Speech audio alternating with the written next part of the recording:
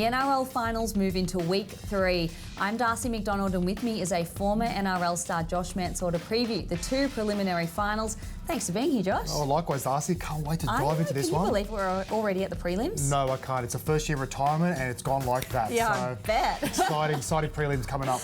All right, well, Melbourne will host the Roosters on Friday night. The Storm had the benefit of a week off and should be fit and ready to go in this one. How will they approach this big game? It's going to be physical. It's going to be an absolute war of attrition, particularly in the middle. I've got to say, I've got to give Victor Radley a massive praise. To play that game in the middle with a broken scapula, oh my God, unbelievable. He's going to have to come up against a Nelson Solomona, Christian Welsh, a very strong and packed bench that's going to provide a lot of impact for the Melbourne Storm. It's a very hard game to predict, to be honest with you. You've got 2 physical outfits, but the thing with the Storm is they've obviously had the week off. Their preparation has started a week earlier while they're able to freshen up for the Roosters, and I'm sure they're going to be very, very ready for this one. That's a major advantage, isn't it, having the week off? It's a massive advantage. It can go either way, but I think for the Storm it's beneficial for them. They're not the type of organisation and team to really drop their guard and get too comfortable with themselves with the week off. So yeah, I think they're going to get a lot of benefit out of that.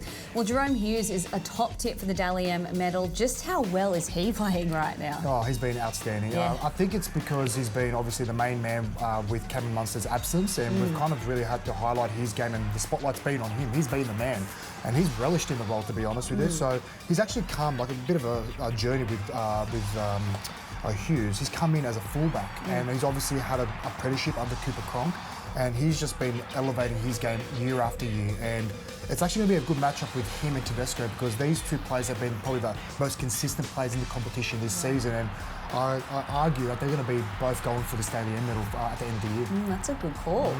Moving to the Roosters, and they started fast against the Sea Eagles and didn't let their foot off the gas. How much hope does that performance give the side and their fans? Oh, a tremendous amount of hope. I'll be honest, I actually took the Mansour Eagles to come up with an upset last week, but geez, was I wrong. What a statement by the Roosters. What a start. And I think Jared Hargraves, he's going to have to come with the exact same intensity the way he started last week for this game. The only question I have for the Roosters side is, can they match that level of intensity and replicate that from the week before?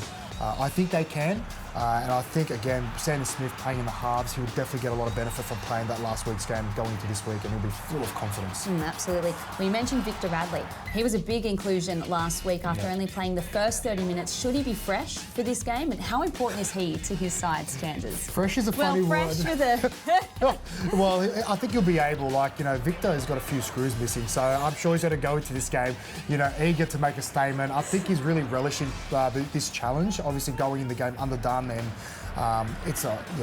toughness is one word that comes to mind with Victor. There's no doubt about that. But the Melbourne Storm and the Roosters have got a few busted guys. Like obviously Ryan Papenhuyzen has had a start-stop kind of year.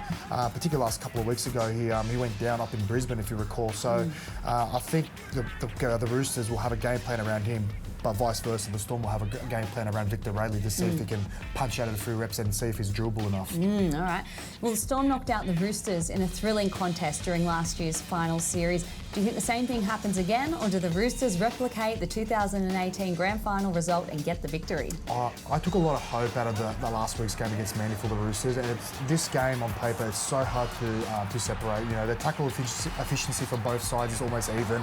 They're completing almost at the same rate as well. Honestly, it's going to be end-to-end football. It's very hard to say as well, because you look at these both sides on paper. The Roosters are riddled with stars from 1 to 13, and the Melbourne Storm are built on workers.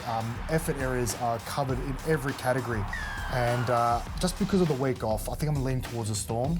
Playing back in Melbourne, very hard to play, but the Roosters will be definitely benefiting after last week's performance going into this week. So I think the Storm by a nail-biter. Oof, thanks, Josh. No worries. If you want to see this match, hurry to nrl.com/tickets.